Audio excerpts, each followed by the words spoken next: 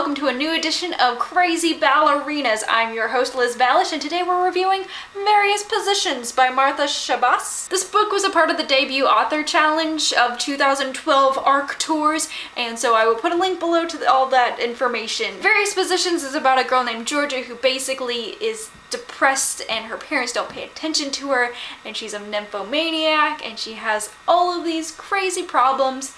And on top of all of that, she's been accepted into a ballet academy. So she meets this new cast of characters, and they're pretty interesting people, I would say. As far as the story goes, and part of her whole character is that, you know, her parents have paid zero attention to her, so she's trying to find some sort of love and attention and affection from somewhere else. And so I feel like that's like the really big trigger for this novel.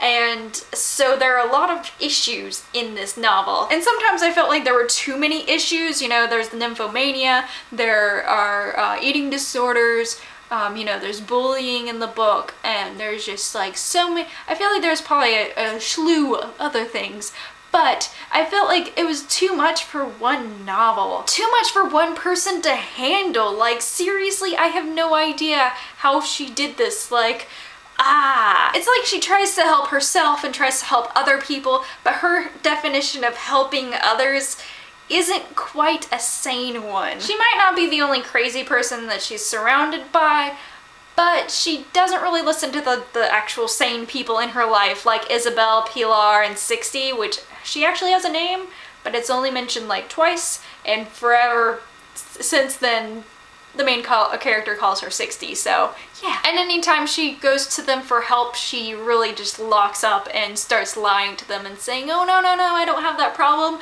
I was just lying, I was lying to you. And it's just kind of like she sends up all these red flags. I applaud the author for trying to put all of these issues into one novel, but it was just too much. Especially for a book that's being marketed as a young adult novel. I mean, I've read books that have been, you know, hey, let's focus on sexuality and things like that, and let's, you know, focus on eating disorders or bullying or, you know, one certain thing or a couple certain things, but this is just like, it consumed the novel, and therefore it left other things to be desired for, like real human interaction.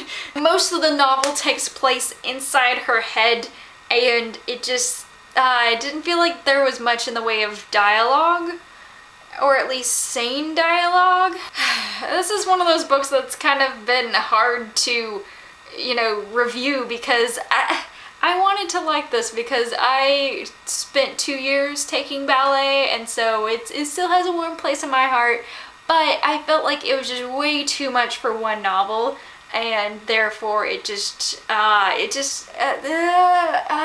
can't spoil it, but it's just like, it just got to be too much, and you just keep reading, and it just gets more and more, it just piles up. And I feel like that probably is the feeling of depression, where everything just piles up and piles up and piles up, but the main character does not feel that at all, and she just kind of goes through life just being herself / being her mother's daughter. And if you read this, then you will understand what I mean by her mother's daughter, because her mother is probably in the same area of, you know, same situations at one point or another as Georgia. So yeah, I don't like giving bad reviews, but there is that. Just sometimes you just have to tell people that that is an insane book.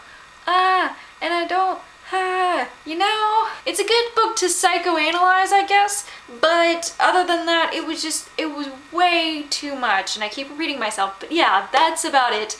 I hope you all have a lovely day, and keep reading.